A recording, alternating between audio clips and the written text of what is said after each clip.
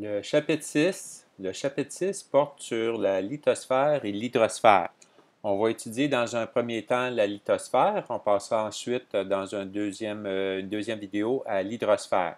On va regarder essentiellement ce sont quoi les ressources qui viennent de la lithosphère, de l'hydrosphère.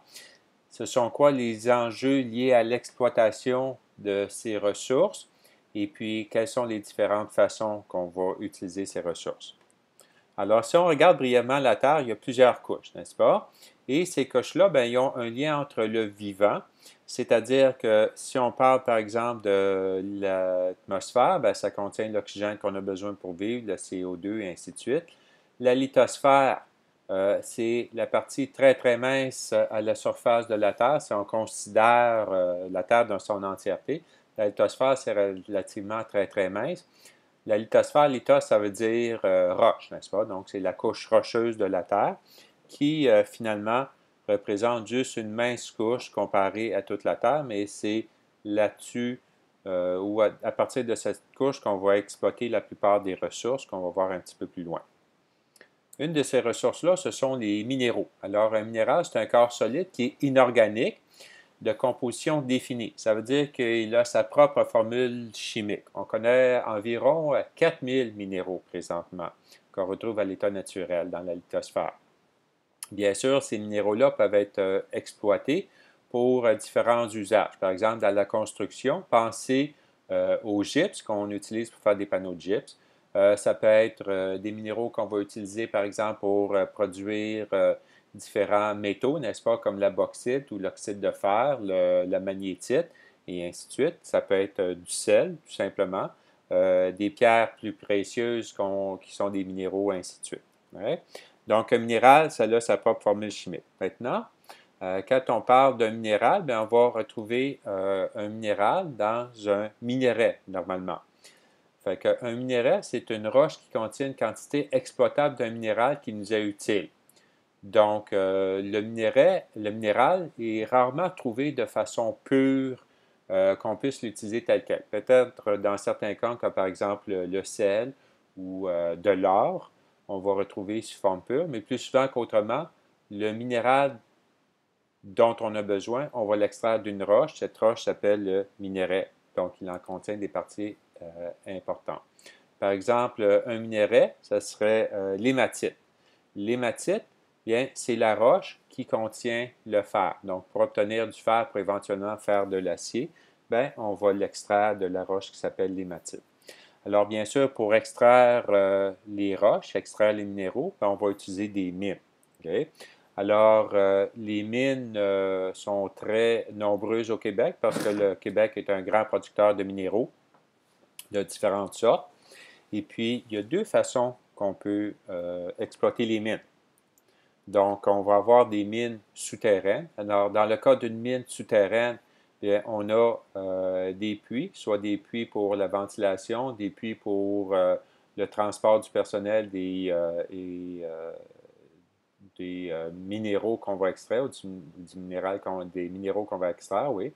Et puis, on va avoir des couloirs ici, donc des galeries qui permettent aux travailleurs puis à l'équipement de circuler. Et puis, ce qu'on va chercher principalement, ce sont des filons. Fait qu'un filon, c'est une concentration importante du minerai qu'on veut extraire. Donc, ça va être retiré du sol, puis ça va être envoyé à la surface. Alors, on va exploiter les mines souterraines quand le minerai est trop profondément dans la terre, donc on ne peut pas aller le chercher facilement à partir de la surface. Une autre sorte de mine, bien, c'est une mine à ciel ouvert. Alors, dans ce cas-là, le minerai est assez proche du sol qu'on n'a pas besoin de creuser des puits puis des galeries pour aller l'extraire. On travaille en surface, donc tout simplement, on va faire dynamiter certaines sections, on va casser la roche en plus petits morceaux, puis après ça, bien, on va les mettre sur des convoyeurs, sur des chars, et ainsi de suite, pour le sortir de la mine. Donc, on va construire une mine à un endroit où il y a un gisement. Alors, un gisement, tout simplement, bien, c'est un endroit où il y a de grandes quantités d'un minerai. Donc, si on veut aller extraire, par exemple, de l'hématite pour le fer ou de la bauxite pour de l'aluminium, bien, on ne va pas tout simplement creuser n'importe où il y en a un petit peu. On va aller en chercher où les concentrations sont importantes.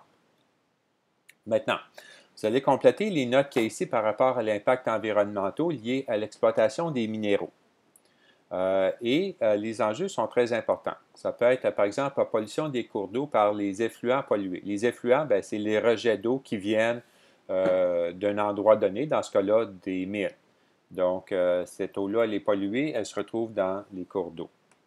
On va aussi utiliser de grandes quantités d'eau, soit pour séparer certaines parties des minéraux, soit pour laver la roche, ainsi de suite, soit pour faire de la décantation de certains produits. Donc, on utilise de grandes quantités d'eau qui va devenir polluée. On va voir pourquoi un petit peu plus loin. On va rejeter des quantités de roche qui contiennent des métaux lourds et des sulfates produisant de l'acide sulfurique. Alors, quand on extrait des minéraux, la roche qui était emprisonnée dans la terre n'était pas exposée aux éléments comme par exemple à l'oxygène, à l'eau ou à d'autres substances, par exemple comme des acides, et donc elle restait entière. Mais quand on l'expose à l'air et aux autres éléments, elle va se décomposer.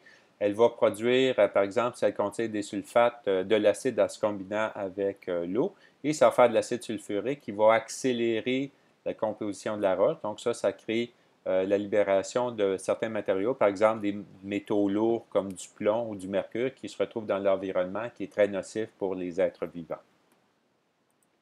On va aussi utiliser certains matériaux pour extraire un minéral, pour l'isoler, par exemple du cyanure ou de l'acide sulfurique, donc il va déplacer d'autres substances qui vont nous permettre de récupérer le minéral dont on a besoin. Mais encore là, ces systèmes-là, c'est parfois fait dans des systèmes qui sont plus ou moins ouverts, donc certains de ces substances-là vont se retrouver dans l'environnement.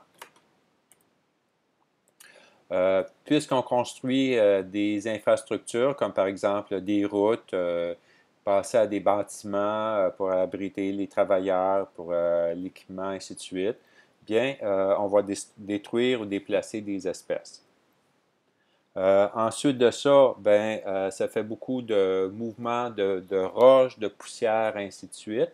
Ça se retrouve dans les cours d'eau, ça va occasionner la sédimentation des cours d'eau et ça va augmenter la turbidité.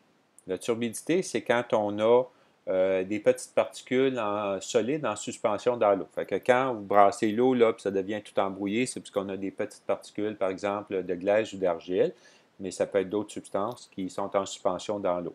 Le problème avec ça, c'est que maintenant, tu as de l'eau qui n'est pas claire, c'est-à-dire que les algues qui y poussent, vont recevoir moins de soleil, ils vont pousser moins bien. Pensez ensuite aux poissons qui sont obligés de respirer ou de laisser passer par leurs bronches des particules de saleté comme ça. Ce n'est pas tellement bon pour les espèces vivantes. Donc, des impacts. Pollution des cours d'eau par les effluents pollués. Utilisation de grandes quantités d'eau. Rejet de grandes quantités de roches contenant des métaux lourds et des sulfates produisant de l'acide sulfurique. Utilisation de certaines substances comme par exemple du cyanure ou de l'acide sulfurique pour isoler les minéraux. Destruction des biomes, sédimentation des cours d'eau, augmentation de la turbidité. Alors voilà pour l'exploitation des minéraux. Donc c'est un enjeu très important pour la préservation de l'environnement. Les horizons du sol. Alors, pour les horizons du sol, tu devrais savoir la composition de chacun des horizons. Donc, les horizons du sol, c'est qu'est-ce qu'on retrouve à différentes profondeurs du sol. On va commencer par la couche superficielle qui contient de l'humus, donc de la matière en décomposition, de la matière organique en décomposition, donc c'est une couche très nutritive. La terre arable contient un mélange d'humus et de minéraux qui va permettre aux plantes d'aller chercher ce qu'elles ont besoin pour vivre. Il va aussi y avoir de l'eau. Et puis, cette couche-là, elle est très importante pour la croissance. Très souvent, cette couche-là n'est pas très, très épaisse. On pense que le sol est très, très profond. En réalité, ça peut être quelques centimètres, normalement au plus quelques mètres de profondeur. Après ça, on arrive au sous-sol. Le sol, il y a des substances minérales qui sont disponibles. Les plantes vont aller chercher, les arbres par exemple, vont aller chercher de l'eau grâce à leurs racines. Mais sinon, il n'y a pas beaucoup d'autres éléments nutritifs là-dedans. Il n'y a pas d'humus là-dedans. Donc, ce n'est pas un sol complet. Après ça, on a de la roche-mère fragmentée qui, elle, est pas vraiment utile pour les plantes parce que les minéraux ne sont pas des agrégants dans ce petit morceau. Puis, il n'y a pas d'autres nutriments là-dedans. Puis, finalement, ben, la roche-mère non altérée qui est très solide. Alors, vous devriez savoir notamment c'est quoi les conditions nécessaires pour avoir un sol fertile. Donc, pour qu'un sol soit fertile, il faut qu'il y ait une bonne quantité de minéraux, de l'humidité et un bon pH. Regardons maintenant le pergélisol. Le pergélisol, c'est une couche de sol dont la température se maintient à 0 degré ou moins pendant au moins 2 ans. Alors, on va retrouver ça dans les régions plus près des pôles, n'est-ce pas, les régions polaires ou dans la toundra. Le pergélisol est très, très important parce qu'il permet de maintenir le sol solide, disons. Okay?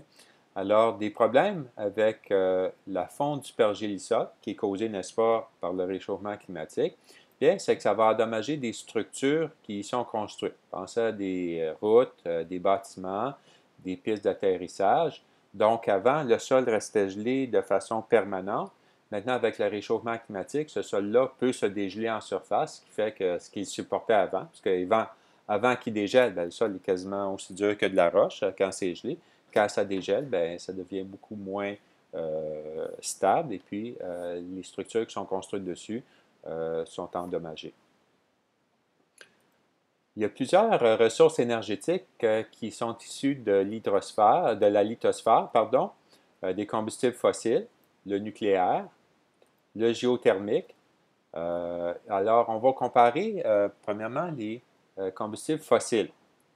Fait que, vous devrez savoir de distinguer entre la formation du pétrole et du gaz naturel et celle de la formation du charbon. Okay?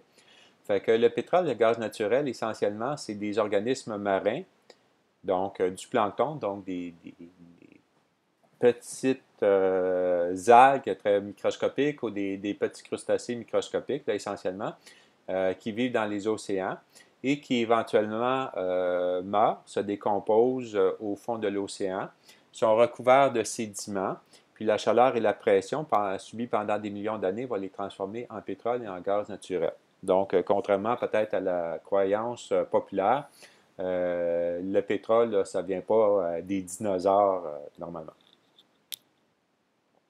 Le charbon, ben, c'est un processus un petit peu semblable, sauf qu'au lieu d'être des animaux principalement, des organismes marins, ben, c'est plutôt des plantes qui vont mourir à la surface de la Terre dans un marécage. Éventuellement, ça va devenir un marais puis une tourbière.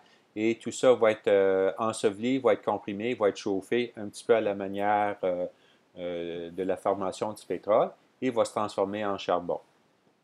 Maintenant, il y a des enjeux environnementaux liés à ces ressources énergétiques-là qui sont malgré tout très utiles. Ça produit, par exemple, lorsqu'on les brûle, du dioxyde de carbone. Donc ça, c'est un gaz à effet de serre qui est responsable du réchauffement climatique. Du NH4, fait que du méthane, qui est aussi un gaz à effet de serre, mais encore plus puissant, environ 21 fois plus puissant en termes de gaz à effet de serre que le CO2. Donc, même s'il y en a de plus petites quantités dans l'atmosphère, son impact est très, très important parce qu'il retient plus la chaleur que le CO2. On a ensuite le dioxyde de soufre, qui est responsable avec les oxydes nitreux des pluies acides. Les pluies acides, quand elles tombent bien, sur le sol, elles vont endommager le sol, elles vont tuer des organismes vivants dans le sol et donc le sol ne sera plus vivant. Okay? Il n'y aura plus de plantes qui pourront pousser, par exemple, dans ces endroits-là. Maintenant, c'est quoi des avantages des combustibles fossiles? Bien, ils sont abondants, relativement peu coûteux, malgré qu'on peut se plaindre parfois du coût de l'essence. C'est beaucoup moins coûteux que d'autres ressources énergétiques. Ça peut être utilisé par les transports. Vous ne pouvez pas penser, par exemple, présentement à un avion qui volerait à l'électricité. Il faut que ce soit du kérosène, là, qui est extrait du pétrole. Puis, on a des ressources constantes. Des inconvénients des combustibles fossiles, bien, ça produit des gaz à effet de serre. Ça peut produire des substances qui, par exemple, le dioxyde de soufre qui va produire des pluies acides. C'est non renouvelable. Une autre ressource d'énergie venant de la lithosphère, c'est l'uranium, n'est-ce pas, pour l'énergie nucléaire. Vous lirez les pages 197 à 198 pour en savoir un petit peu plus. Okay? Fait que, par exemple, dans une centrale nucléaire, bien, on a un réacteur. Le combustible nucléaire va produire de la chaleur qui va faire bouillir de l'eau qui va devenir de la vapeur, qui va faire tourner une turbine qui est connectée à un alternateur. Alors, c'est comme ça qu'on fabrique de l'électricité, qu'on produit de l'électricité grâce à une centrale nucléaire. Donc, ça vient du combustible nucléaire qui dégage beaucoup de chaleur à cause de sa radioactivité. Alors, des avantages du nucléaire, c'est qu'il y a peu ou pas de gaz à effet de serre. Ça produit, c'est-à-dire une petite quantité de combustible va produire beaucoup d'énergie et puis c'est constant. Par contre, bien sûr, il y a des inconvénients très, très importants. Il y a le risque d'accident nucléaire s'il y a un défaut, s'il y a un problème dans la centrale nucléaire. Ça produit des déchets radioactifs qui peuvent durer pendant des centaines, sinon des milliers d'années. Donc, il faut trouver un moyen d'entreposer ces déchets radioactifs pour qu'ils ne soient pas nuisibles à l'environnement. Mais alors là, quand on parle de déchets qui peuvent persister pendant des milliers d'années, c'est dur de prévoir comment est-ce qu'on peut les entreposer de façon sécuritaire. Puis finalement, même s'il y en a quand même des quantités assez importantes de nucléaire, c'est quand même non renouvelable. Une autre source d'énergie de la lithosphère, c'est la géothermie, donc la chaleur qui vient du sol. On va l'utiliser de deux façons.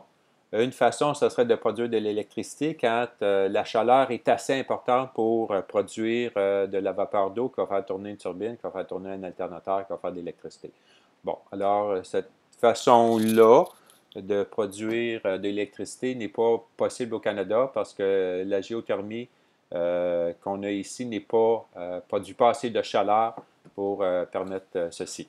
Et par contre, ce qu'on peut utiliser, bien, c'est de la géothermie résidentielle. Alors à ce moment-là, on enfouit des tuyaux dans le sol qui contiennent un liquide. La chaleur du sol va réchauffer ce liquide et on peut ensuite utiliser cette chaleur pour produire, pour réchauffer les maisons, par exemple. Maintenant, des avantages, des inconvénients de la géothermie, c'est que ça ne produit pas de gaz à effet de serre, c'est renouvelable et c'est constant. L'inconvénient présentement, principalement, c'est que les installations sont plutôt dispendieuses. Alors, en ce qui a trait, donc ça, c'est la fin de la présentation sur la lithosphère. Pour ce que vous avez à faire comme travaux, bien, vous regarderez dans ce qu'on a inscrit, soit dans Classroom ou soit dans les travaux à faire.